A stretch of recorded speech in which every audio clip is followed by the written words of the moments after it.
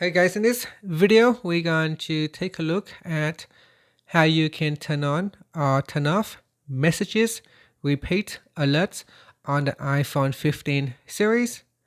First, let's go back to the home screen by swiping up at the bottom of the screen. And on the home screen, tap on settings. Now in the settings page, we scroll down and then in here, tap on messages. Next, tap on notifications. And then we scroll down and tap on customize notifications. Next, at the top, tap on repeat alerts. From here, if you want to turn off repeat alerts, you would select never.